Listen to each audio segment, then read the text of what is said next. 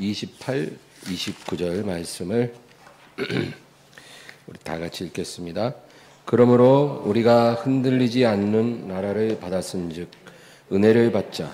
이로 말미암아 경건함과 두려움으로 하나님을 기쁘시게 섬길지니 우리 하나님은 소멸하는 불이심이라. 아멘. 오늘은 2인칭 시점이라는 좀 특이한 제목인데요. 아주 중요한 내용을 다뤄보려고 합니다. 모든 크리스찬들은 자기의 신앙이 성장하기를 원합니다. 그런데 어떻게 해야 자기의 신앙이 성장할 수 있는지 잘 모릅니다. 또 내가 지금 성장을 잘 하고 있는지, 내가 얼마만큼 이전에 비해서 영적으로 신앙적으로 성장을 했는지 그것을 알기가 쉽지가 않다는 것입니다. 영적 성장이라는 것은 어떤 수치로 증명할 수 있는 게 아니잖아요. 그래서 어떤 때는 내가 꽤 많이 성장한 것 같다가도 또 어떤 때 보면 전혀 성장한 게 없는 것 같기도 하는 것입니다. 여러분, 이 성장기의 아이들 보세요. 그 아이들은요, 그냥 엄마가 해주는 밥 잘 먹고 열심히 뛰어놀면 돼요. 그러면 자연히 성장합니다. 그래서 작년에 비해서 얼마나 성장했는지 알아보려면 키를 재보면 돼요. 작년에 몇 센치였는데 올해는 몇 센치가 컸다는 게 딱 나오잖아요. 그죠? 밥 잘 먹고 뛰어놓은 것밖에 없는데 딱 키를 재보면 몇 센치 컸고 또 몸무게 재보면 몇 킬로 늘었는지 딱 나오니까 작년보다 올해 이렇게 컸구나 알 수가 있는데, 영적인 성장은 내가 얼마나 성장을 했는지 그렇게 정확하게 측량될 수가 없다는 것입니다. 우리도 우리가 뭘 해요? 영적 성장하려면 열심히 교회 다니고, 그죠? 또 매일매일 성경 꼭 한 페이지씩 읽고, 또 내가 할 수 있는 만큼 꾸준히 매일매일 기도하고, 우리가 할 수 있는 게 이런 거잖아요. 우리는 그렇게 하루하루를 살아가는데 작년에 비해 내가 얼마나 영적으로 성장했는지 우리가 알기가 어렵다는 것입니다. 왜냐하면 딱 눈에 띄게 달라진 게 없는 것 같은 거예요. 나에게 있는 어떤 부족한 부분들은 여전히 그대로 있고. 어서 오세요. 그렇죠. 작년에 비해 올해 특별히 달라진 것 같지가 않은 거예요. 나의 어떤 결점들 역시 그대로 있는 것 같고, 내가 예전에 했던 실수 여전히 지금도 하고 있고 그렇잖아요. 어떻게 사람이 그렇게 확 달라지겠어요? 그러니까 별로 달라진 게 없는 것 같으니까 성장하지 않은 거 아닌가. 내가 교회를 이렇게 다니는데 늘 내 신앙은 그냥 제자리에서만 맴도는 거 아닌가. 답답한 생각이 듭니다. 그래서 오늘 저는 우리 스스로가 나의 영적인 성장을 측정해 볼 수 있는, 판단해 볼 수 있는 성경적인 기준 두 가지를 나누려고 하는 것입니다. 우리 스스로가 나의 영적 성장을 판단해 볼 수 있는 기준이 있다는 거예요. 첫 번째가 열매입니다. 열매. 이 열매의 개념을 잘 이해해야 합니다. 세례 요한이요, 자기에게 사람들이 싹 나와서 세례를 받았잖아요. 근데 바리새인들을 보면서 뭐라 그랬을까요? 마태복음 3장 10절입니다. 다 같이요. 이미 도끼가 나무 뿌리에 놓였으니 좋은 열매를 맺지 아니하는 나무마다 찍혀 불에 던져지리라. 좋은 열매 맺지 않으면 그 나무가 도끼에 찍히는 것처럼 너희도 그러하다. 그러니까 열매가 중요하다는 거예요. 좋은 열매를 맺어야 된다는 거예요. 나쁜 열매 맺으면 도끼에 찍혀서 불에 던져진다는 거죠. 나무도 그렇고 사람도 그렇다 그거예요. 그래서 세례 요한이요, 이 바리새인들에 대해서 굉장히 야단쳤어요. 너희가 지금 나한테 나오지만 너희에게는 회개의 열매가 없다. 회개의 열매가 없다는 거예요. 회개의 열매가. 회개에 합당한 열매가 없다. 그리고 야단쳤어요. 그러니까 똑같습니다. 그 바리새인들이 요단강가에 세례 요한에게 나온 것처럼 오늘날에도 많은 사람들이 교회에 나오는 거예요. 하나님 앞에 나오긴 나와요. 근데 하나님께서 뭐라 그러냐면 너희가 지금 나에게 그렇게 나오지만 누가 너희에게 임박한 진노를 면하라 하더냐. 그러므로 회개에 합당한 열매를 맺지 않으면, 너희에게 하나님이 찾으시는 열매가 없으면 너희는 찍혀서 불에 던져질 것이다. 그렇게 하나님이 지금도 말씀하신다. 그거죠. 예수님도 이렇게 말씀하십니다. 마태복음 7장 16절에서 20절입니다. 그들의 열매로 그들을 알지니 가시나무에서 포도를 또는 엉겅퀴에서 무화과를 따겠느냐. 이와 같이 좋은 나무마다 아름다운 열매를 맺고 못된 나무가 나쁜 열매를 맺나니 좋은 나무가 나쁜 열매를 맺을 수 없고 못된 나무가 아름다운 열매를 맺을 수 없느니라. 아름다운 열매를 맺지 아니하는 나무마다 찍혀 불에 던져지느니라. 이러므로 그들의 열매로 그들을 알리라. 세례 요한의 말씀이나 또 예수님의 말씀이나 동일합니다. 그들의 열매로 그들을 안다는 거죠. 하나님이 사람을 판단하실 때 하나님이 사람을 보시는 그 기준이 뭐냐? 열매라는 거예요. 하나님은 전지하신 하나님이잖아요. 전지전능이라고 그러잖아요. 그러니까 모든 걸 다 아세요. 하나님은 모르는 게 없어요. 그냥 우리 각 사람의 영혼을 환하게 들여다보시고 그냥 사람의 깊은 속을 다 알고 계세요. 우리가 어떤 사람인지 하나님은 정확히 알아요. 우리 자신보다 훨씬 정확하게 우리를 알고 계세요. 우리의 일평생 손톱만큼도 하나님 앞에 숨길 수가 없어요. 우리의 머리털 수까지도 날마다 세심받으십니다. 그럼에도 불구하고 하나님이 우리를 심판하실 때 딱 보고 내가 너를 안다가 아니에요. 우리가 맺은 열매로 우리를 판단하시고 심판하시겠다. 그렇게 말씀하십니다. 왜 그럴까요? 우리가 맺는 열매야말로 우리가 어떤 사람인지를 정확하게 보여주는 지표이기 때문에, 그러니까 하나님은 그걸 잘 아시기 때문에 마지막 날에 내가 각 사람을 심판할 때 그 사람이 맺은 열매를 보고 내가 그 사람을 심판한다는 거죠. 그러니까 하나님이 사람을 보시는 유일한 기준이 그 사람이 맺는 열매라는 거예요. 열매. 그러니까 우리가 이 열매가 뭔지를 알아야 되는 거예요. 또 당연히 우리도 우리 자신을 스스로 판단할 때 내가 어떤 열매를 맺고 있는가를 봐야 된다. 하나님이 나를 볼 때도 열매를 보시지만 내가 나를 스스로 판단하려고 할 때도 내 열매를 봐야 된다. 거울을 보고 내가 어떻게 생겼구나. 또 내가 스스로 어떤 말을 한다고 해서 내가 어떤 사람이다. 그게 아니라 어떤 열매를 맺고 있는지를 내가 스스로 봐야 하는 거예요.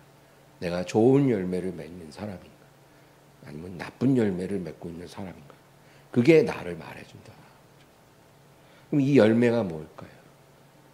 분명한 거는 이 열매는 어떤 능력이나 어떤 은사 이런 게 아니라는 거예요. 사람들이 그렇게 착각을 잘해요. 어떤 사람이 어떤 능력이 있어요.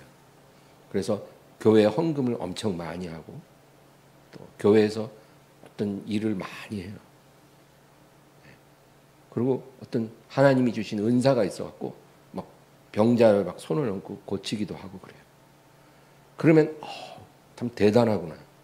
그리고 그런 것이 열매라고 우리가 생각을 한다는 거예요. 근데 그렇지 않습니다. 또 어떤 사람은 교회에서 직분이 이렇게 올라가잖아요. 집사가 되고 권사가 되고 장로가 되고 그러면 그게 자기가 맺은 열매라고 생각을 해요. 근데 그런 게 아니라는 거예요.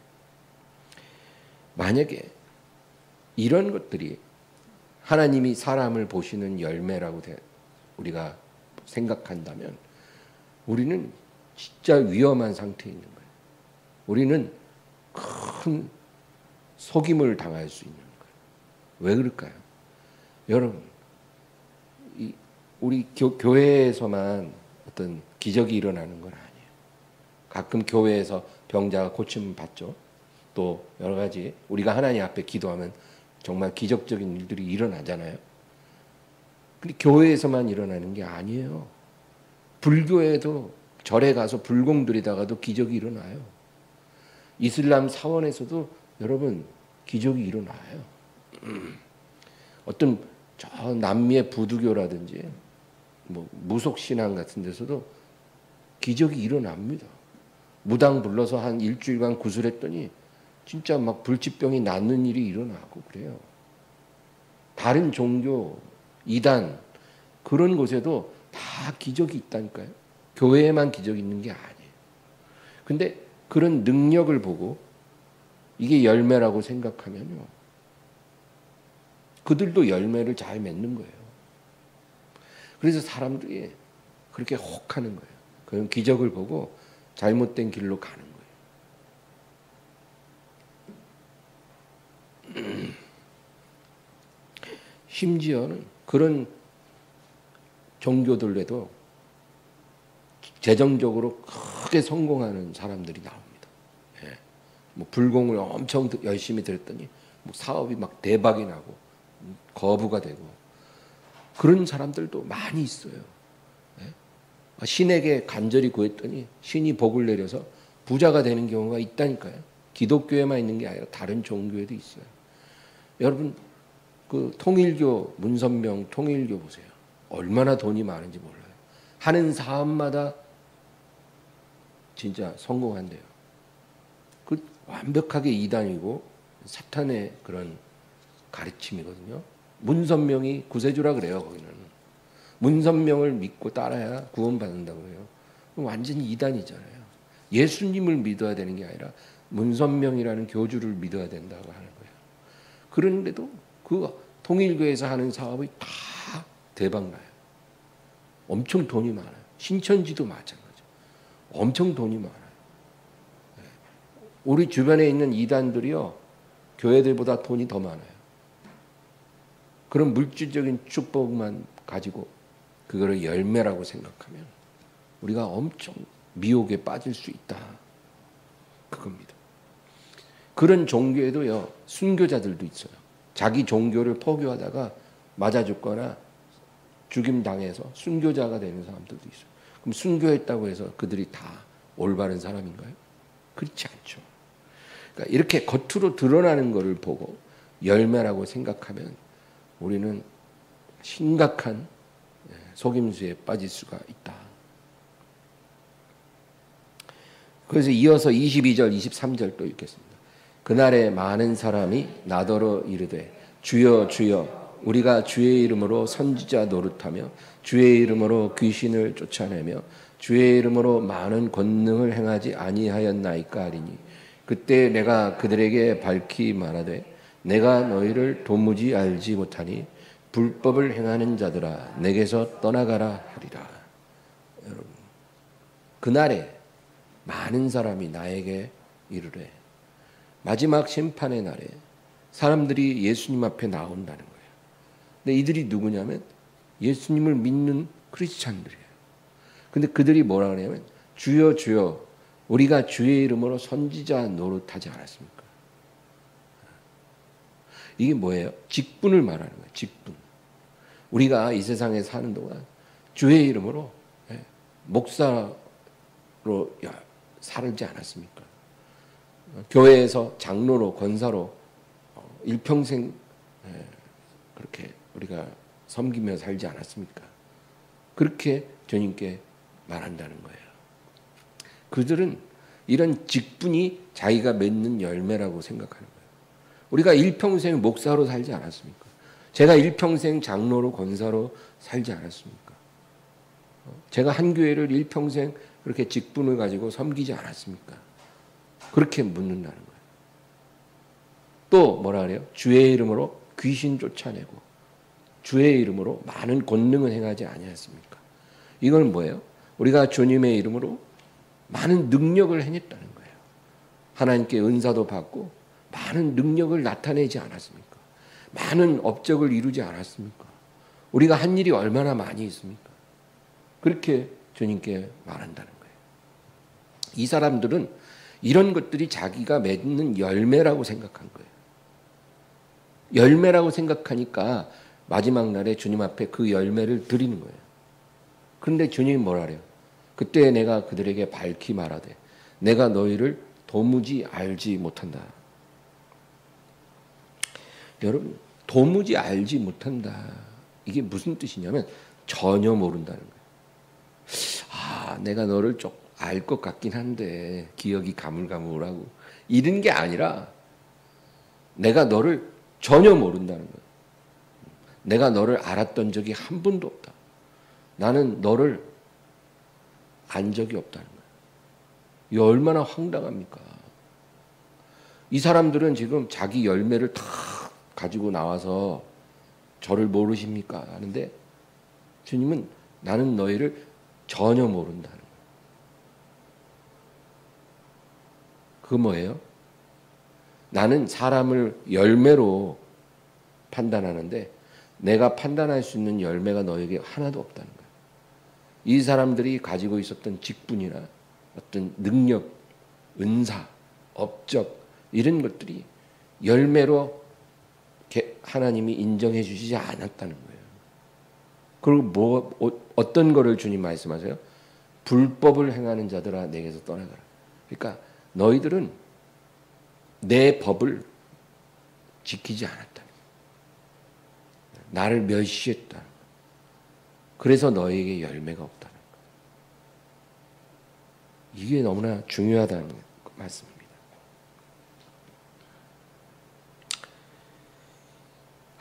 우리가 얼마나 하나님의 법을 지켰는가. 이게 하나님이 우리를 보시는 열매입니다. 그러니까 우리의 어떤 행실의 열매, 그게 중요한 거예요. 행실의 열매. 직분이 아니고 능력이 아니고 어떤 업적이 아니고 우리의 마음에서 우러나오는 선한 행실의 열매. 이게 하나님이 사람을 판단하시는 유일한 열매라는 거예요. 이게 중요해요, 여러분. 로마서 6장 21, 22절 읽겠습니다. 너희가 그때 무슨 열매를 얻었느냐? 이제는 너희가 그 일을 부끄러워하나니 이는 그 마지막이 사망임이라. 그러나 이제는 너희가 죄로부터 해방되고 하나님께 종이 되어 거룩함에 이르는 열매를 맺었으니 그 마지막은 영생이라. 이 사도 바울이 지금 열매에 대해서 얘기를 하는 거예요. 이 열매가 행실의 열매입니다.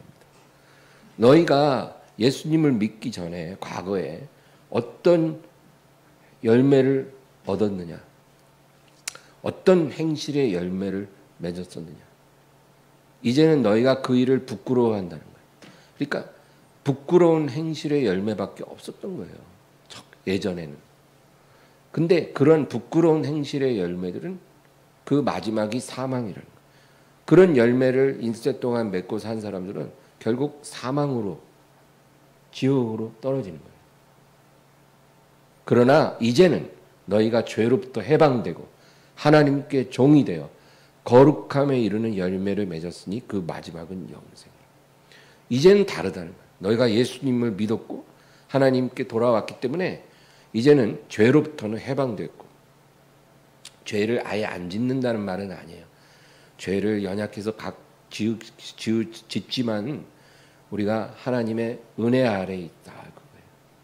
우리가 예수님의 이름을 부를 때 우리의 죄를 용서해 주신다. 그 말이에요. 그리고 하나님께 종이 되어 거룩함에 이르는 열매를 맺었다. 예. 그러니까 이 바울 사도가 말하는 열매가 어떤 열매예요? 행실의 열매, 거룩함에 이르는 열매. 이런 열매가 우리에게 의미가 있다는 겁니다. 어떤 직분, 능력, 업적 이런 것은 열매가 아니라는 거예요. 갈라디아서 5장 22절 23절입니다.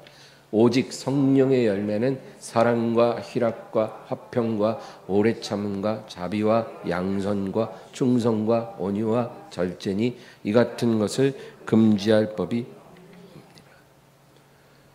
여기서도 뭐라 그래요? 성령의 9가지 열매를 얘기하잖아요. 이게 다 성품과 관련된 거예요. 성품. 이런 선한 성령의 성품, 예수님의 성품을 닮아가는 이런 열매들. 이런 열매들이 바로 선한 행실과 직결되는 거죠. 그러니까 하나님이 인정하는 열매가 이런 열매다. 그거죠. 우리 안에 이런 성품의 열매가 맺어져야 하나님이 그것을 인정해 주신다는 거예요. 이런 게 없이 막 교회만 열심히 다니고 교회에서 많은 직분으로 많은 일로 하나님을 섬긴다? 그런 걸 하나님이 인정해 주시는 게 아니다는 거예요. 에베소서 5장 9절입니다. 빛의 열매는 모든 착함과 의로움과 진실함에 있느니라. 같은 얘기예요.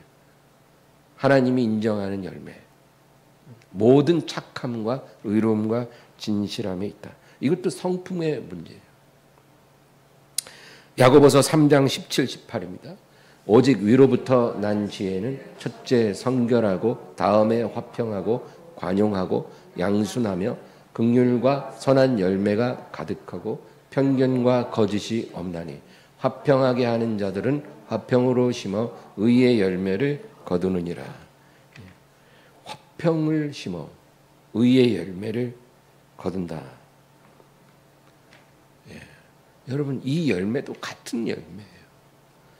화평을 심어 하나님이 받으시는 의의 열매를 거둔다. 이게 무슨 뜻일까요? 예. 우리가 화평을 심는다는 것은요, 우리의 삶에 내가 누군가를 용서해야 될 때 용서를 심는 거예요. 내가 누군가에게 관용해야 될 때 관용을 심는 거예요. 내가 누군가에게 긍휼을 베풀어야 될 때 긍휼을 심는 거예요. 이렇게 심어서 하나님이 받으시는 의의 열매를 거둔다. 그거죠. 그러니까 의의 열매, 다른 말로 하면 회개의 열매예요.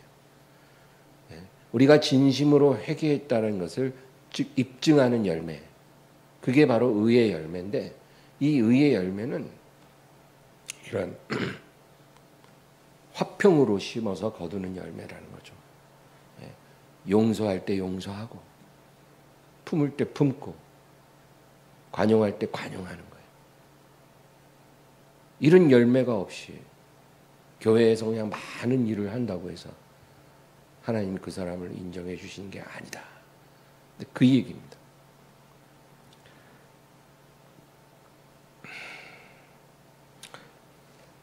우리 찬송가 강물같이 흐르는 기쁨 거기 보면 그런 가사 있잖아요. 의의 열매 무르익어서 주수를 기다리네. 그 의의 열매 무르익는다는 말이 바로 그런 거예요. 사람들은 내가 일평생 교회에서 얼마나 많은 일을 하느냐 이런 열매만 자꾸 찾는데 이제 그런 비성경적인 생각을 좀 버려야 돼요.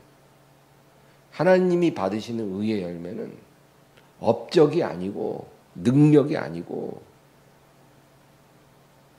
화평으로 심어 의의 열매를 거두는 그 열매예요. 성품, 예수님을 닮은 그 성품을 통해서 선한 행실을 가져오는 그 의의 열매, 그 열매를 하나님이 기다리신다는 거예요. 여러분, 그러면 그런 열매 맺는 거 어려운 일이 아니거든요. 돈이 없다고 다른 사람보다 내가 재산이 없다고 그런 열매 맺는데 불리한 게 하나도 없어요. 돈이 많고 적은 거하고는 아무 상관이 없어요. 공부 많이 하고 안 하고 건강하고 안 하고 아무 상관없어요. 이런 열매는. 눈에 보이는 어떤 업적은요. 돈 많고 건강하면 더 많이 맺을 수 있죠. 그죠? 근데 하나님은 그런 열매를 찾으시는 게 아니고 예수님의 성품을 우리가 따라가고 화평으로 심어 거두는 의의 열매예요. 그런 열매는 누구라도 어렵지 않다는 겁니다.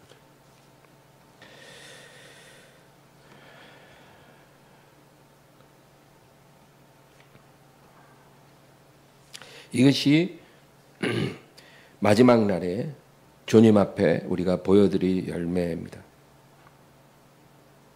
그래서 내가 교회에서 뭐 어떤 직분을 받았어요. 권사임직을 받았든지, 뭐 장로 장립을 받았든지. 그러면 사람들은 내가 이만큼 영적으로 성장했나 보다. 이렇게 생각하죠. 네. 어떤 직분을 받았으니까 내가 그만큼 성장했나 보다. 그렇진 않아요. 직분 받았다고 그것이 영적 성장의 증거는 아닙니다. 내가 많은 중요한 일을 맡아서 정말 많은 일을 하고 있고 나 없으면 교회가 돌아가지 않을 정도로 그렇게 내가 중요한 인물이라 해도 그것이 나의 영적 성장을 증명해 주진 않아요. 이런 거는 회개의 열매가 아닙니다. 그러나 이런 직분을 감당할 때 내가 얼마나 인내했고 내가 얼마나 관용했고 내가 얼마나 긍휼을 베풀었고 내가 얼마나 믿음으로 충성했는가 그거는 우리가 하나님 앞에 보여드린 의의 열매인 거예요. 여러분 그 차이를 이해하시겠죠? 업적은 아니지만 그 일들을 이룸에 있어서 내 안에서 예수님의 그 가신 길을 따라가기 위해 수많은 눈물과 기도와 인내로 견뎠다면 그것이 바로 하나님이 받으시는 열매다. 그거죠. 이제 두 번째로 내가 얼마나 영적으로 성장했는지를 알 수 있는 기준은 2인칭 시점에서 볼 수 있는가라는 것입니다. 2인칭 시점이 뭘까요? 여러분 1인칭 시점은 내 입장에서 나를 보는 거예요. 너무나 쉽죠. 내 입장에서 나를 보고 내 입장에서 내게 일어난 상황을 보는 거예요. 1인칭 시점. 사람은 태생적으로 1인칭 시점으로 항상 바라보고 판단합니다. 그리고 2인칭 시점은 뭐예요? 상대방의 입장에서 보는 거예요. 내 입장에서 보는 게 아니라 상대방 입장에서 보는 게 2인칭 시점. 3인칭 시점이라는 건 객관적인 타자의 입장으로 이제 상황을 보는 걸 말해요. 그런데 여러분 우리가 2인칭 시점, 상대방 입장에서 상황을 볼 수 있다면 이게 굉장히 영적으로 성숙하다는 확실한 증거가 됩니다. 예를 들어 우리가 시장에 갔어요. 시장에 옛날에 이게 시장에 가면 할머니들이 좌판을 탁 펴고 앉아서 콩나물도 팔고 뭐 이렇게 팔잖아요. 그죠? 그러면 이제 시장에 가서 장을 보는데 콩나물 한 봉다리 이렇게 해서 파는데 할머니 이거 한 봉지에 얼마예요? 2,000원이에요. 아이 뭐 2,000원이나 받아. 1,000원만 받아요. 이러잖아요. 시장 가면 이렇게 깎잖아요. 그건 뭐예요? 내 1인칭 시점에서만 지금 보고 있는 거예요. 왜냐하면 나는 2,000원에 사지 않고 1,000원에 사면 나한테는 좋잖아요. 그죠? 네. 절약할 수 있으니까. 그러니까 내 입장에서만 보면 아유 1,000원만 받으세요. 이러고 물건을 깎아달라고 하는 거예요. 근데 2인칭 시점에서 우리가 만약에 본다면 저 콩나물 파는 할머니 입장에서 본다면 이 할머니가 이거 하루 종일 앉아서 팔아서 얼마나 남을까? 그리고 그거 팔아서 이 할머니와 집에 병들어 계신 할아버지와 또 부모 없는 손주들 뭐 그런 가족들이 있을 수 있잖아요. 그 부양하면서 먹고 살 수 있을까? 이런 생각까지 우리가 하게 된다면 감히 1,000원만 받으라고 그렇게 말을 안 하겠죠. 할머니가 2,000원이에요. 그러면 2,000원 그냥 다 드리고 사는 거죠. 한 봉지만 사도 되는데 2봉지 살 수도 있어요. 이렇게 우리가 할 수 있는 거예요. 그러니까 1인칭 시점에서 보는 것과 똑같은 상황을 2인칭 시점에서 보는 것은 엄청난 차이가 있다는 거죠. 예. 그런데 하나님과의 관계에서 더 중요해요. 이게. 우리의 신앙이 1인칭에서만 바라보면 우리는 길을 잃어버려요. 내 앞에 일어나는 어떤 일들을 해석하지 못해요. 그리고 우리는 실족할 수 있어요. 왜 이런 일이 내게 일어났지? 내가 뭘 잘못했어? 내가 무슨 죄를 얼마나 지었길래 내가 내 앞에 이런 일이 일어나야 되는 거야? 내 인생이 왜 이래야 되는 거야? 내가 왜 이렇게 고통을 당해야 되는 거야? 이렇게 실족해요. 1인칭에서만 자기 입장에서만 이 상황을 보면 그렇게 되는 거예요. 근데 2인칭 시점 하나님의 입장에서 이 상황을 보는 거예요. 하나님이 왜 나에게 이런 일을 허락하셨을까? 왜 우리 가정에 이런 일이 일어나게 하셨을까? 좋으신 하나님인데, 은혜로우신 하나님인데, 절대로 우리에게 나쁜 것 주시지 않는다고 하시는 하나님인데, 자식이 떡을 달라는데 돌을 줄 부모가 어디 있느냐? 생선 달라는데 뱀을 줄 부모가 어디 있느냐?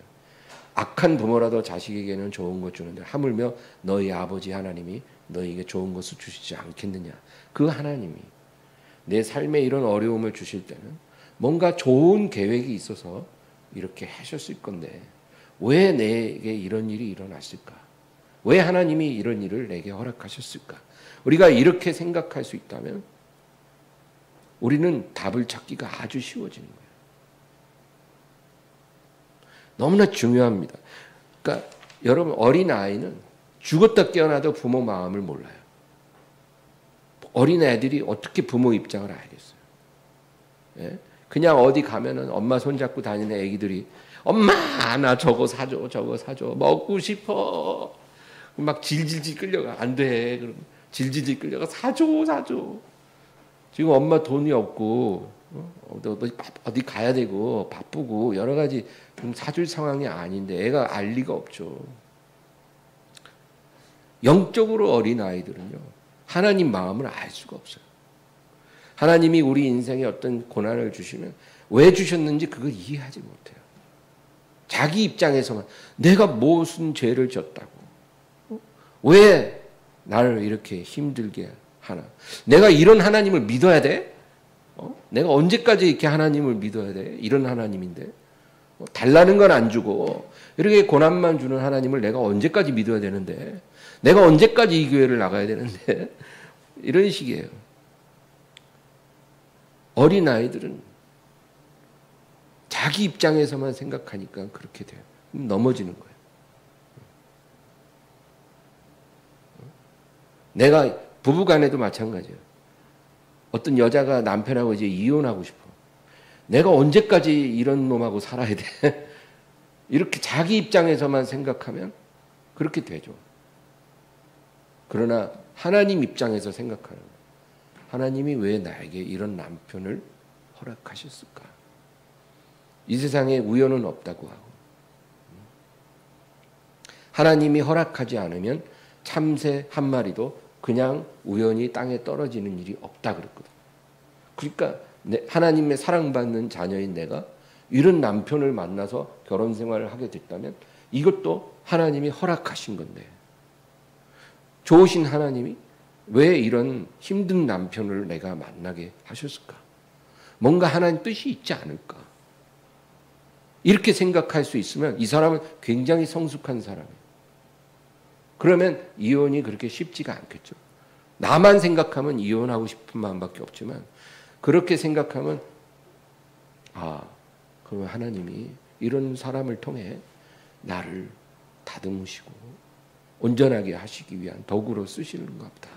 이런 답을 얻을 수가 있잖아요. 그러니까 굉장히 큰 차이예요. 그래서 우리가 영적으로 성숙했다는 것을 알 수 있는 중요한 지표가 2인칭 시점에서 모든 상황을 바라볼 수 있는가. 그겁니다. 하나님의 관점에서, 하나님 입장에서 내게 일어난 일을 볼 수 있는가.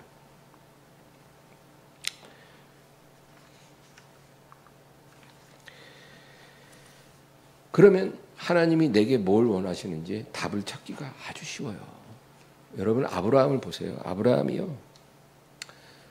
아브라함이 만약에 1인칭 시점에서만 상황을 보는 그런 영적으로 어린아이였다면 하나님이 아브라함에게 너의 100세에 얻은 아들을 내게 번제로 드리라 했을 때 그거를 순종할 수 없었을 거예요.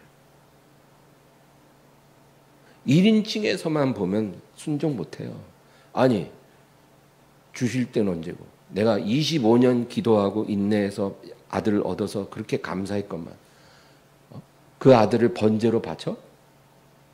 내가 이런 하나님을 언제까지 믿어야 돼? 하나님이 노망 들지 않고서는 이건 있을 수가 없지. 아니 이렇게 나한테 이런 거를 요구하시고 내 마음에 대못을 박으실 거면 아예 안 주시는 게 나은 거 아니었어?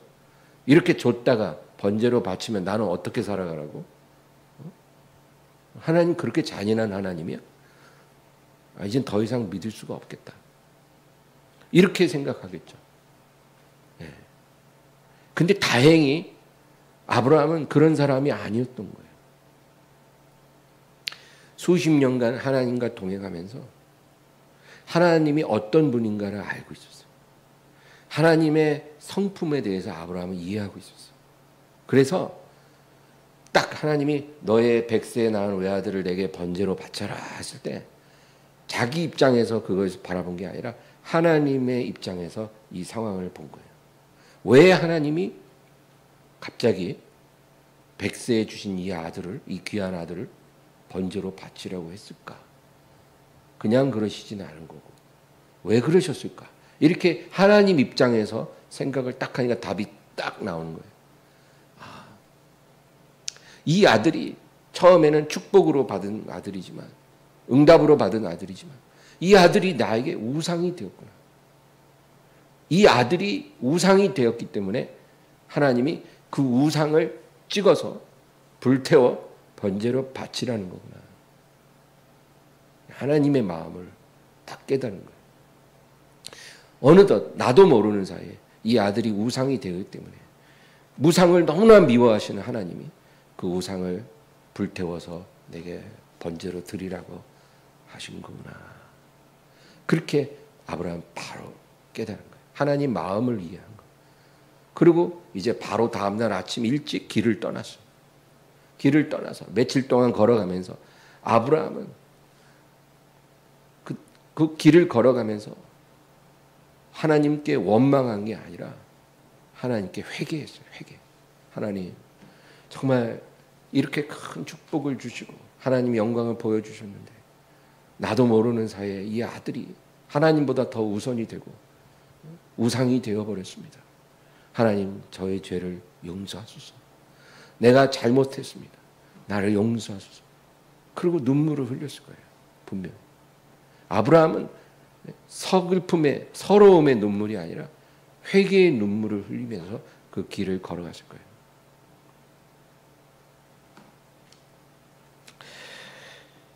여러분 오늘날의 하나님, 우리의 하나님, 아브라함의 하나님 동일하신 하나님, 동일한 하나님 우리는 믿고 있거든요. 하나님이 아브라함의 하나님이 지금 우리의 하나님하고 다른 하나님이 아니에요. 그렇기 때문에 지금도 하나님은 그가 사랑하는 자녀들에게 우상이 있으면 그것을 불태워버리셔요. 아브라함처럼 우리가 하나님 명령에 순종해서 번제로 드릴 만한 믿음이 아니기 때문에 대부분의 경우는 우리에게 어떤 우상이 있잖아요. 그러면 하나님 몇 번 경고하세요. 그 우상을 너 가운데서 제하여 버리라. 경고하지만 대부분 우상이 되면 자기 스스로는 그 우상을 제하지 못하거든요. 그러니까 하나님이 그 우상을 불태워버립니다. 지금도 하나님 동일하게 일하세요. 어떤 사람에게 자기 사업이 우상이 되잖아요. 그 사업 때문에 예배 안 가고, 사업 때문에 기도 안 하고, 사업 때문에 거짓말하고, 사업 때문에 분노하고 다투고, 이렇게 되면 이게 완전히 우상이 된 거예요. 그러면 어떻게 해요? 그 사업을 하나님 불태워버려요. 어떤 사람이 돈이 우상이 되잖아요. 돈 때문에 하나님과 멀어지고, 돈 때문에 예배 빠지고, 하나님 앞에 소홀히 하고, 그러면 하나님이 몇 번 경고하시고 나서 그 돈을 불태워버려요. 하나님은 우상을 가만두지 않으세요. 자식이 우상인 경우면 하나님이 그 자식을 불태워버려요. 건강이 우상인 사람은 건강을 불태워버려요. 여러분, 그래서 크리스찬들은요, 자기 몸을 건강하게 관리할 필요는 당연히 있지만 지나치게 건강을 챙기는 그거 바람직한 게 아니에요. 우리의 건강은 하나님 손에 맡기고 하나님을 구하고 그의 나라의 일을 구해야 돼요. 네? 헬스클럽 가고 건강 관리한다고 그 시간 예배 드려야 되는데 예배 안 드리고 헬스클럽 가서 운동하고 또 하나님 앞에 뭘 드려야 되는데도 그런 거는 아까워하면서 건강식품 사 먹고 뭐 몸에 좋은 거 막 사는 거고 그렇게 이런 식이 되면은요 그 건강이 우상이거든요. 건강을 불태워 버려요 하나님이. 여러분 하나님 그런 하나님이에요. 그러니까 우리가 이런 하나님을 안다면 내 삶에 다가오는 고난을 하나님의 입장에서 우리가 바라보고 답을 찾을 수가 있어야 되는 거예요. 이런 사람요 영적으로 성장한 사람이에요. 성숙한 사람이다. 오늘 본문 히브리서 12장 28, 29절 다시 읽겠습니다. 그러므로 우리가 흔들리지 않는 나라를 받았음즉 은혜를 받자. 이로 말미암아 경건함과 두려움으로 하나님을 기쁘시게 섬길지니 우리 하나님은 소멸하는 불이심이라.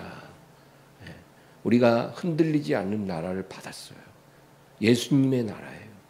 우리는 지금도 그 나라에 들어와 있지만 장차 주님이 다시 오시면 우리는 영원한 나라를 상속받게 되는 거죠. 그러므로 은혜를 받자.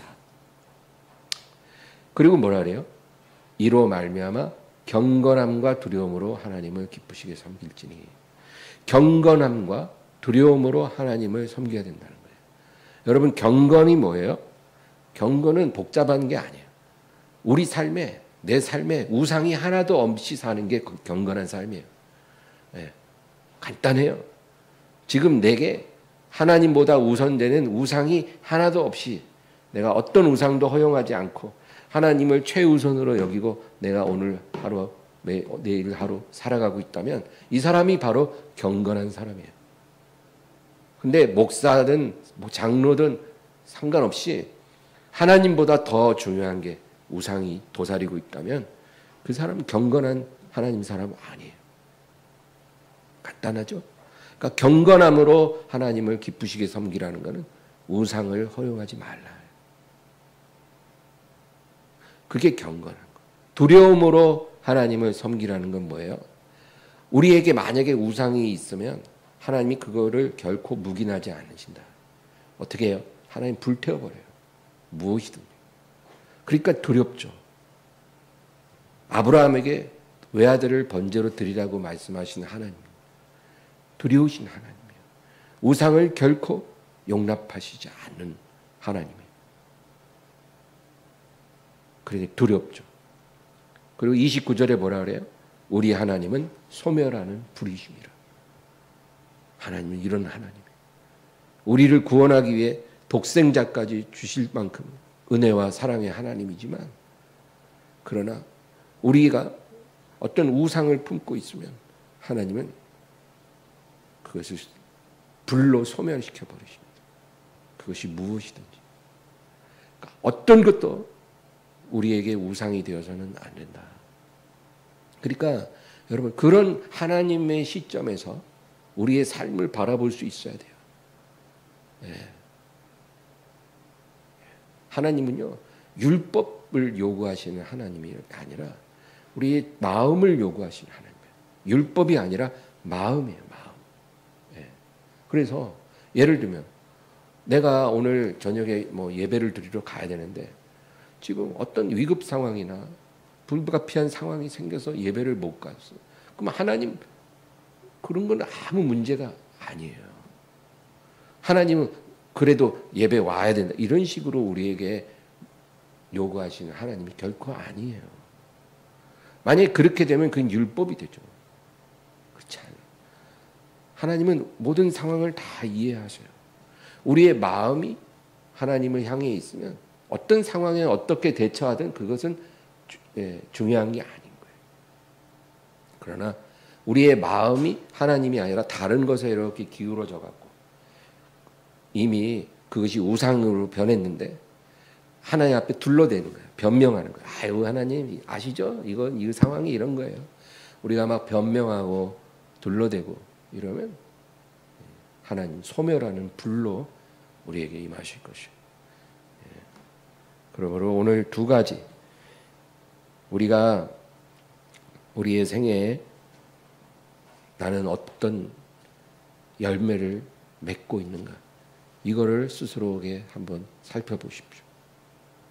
하나님이 원하시는 의의 열매, 선한 행실과 성품의 열매를 나는 맺고 있는 사람인가? 또 나는 2인칭 시점, 하나님의 입장에서 나에게 일어난 상황을 보고 있는가? 만약에 우리가 이 두 가지에 대답할 수 있다면 여러분 그 사람은 열매를 못 맺는 게 아마 불가능한 사람이 될 거예요. 영적 성장을 못하는 게 기적인 그런 사람일 거예요. 성장하는 사람입니다. 저와 여러분이 그렇게 되기를 주의 이름으로 축원합니다. 하나님 아버지 감사합니다.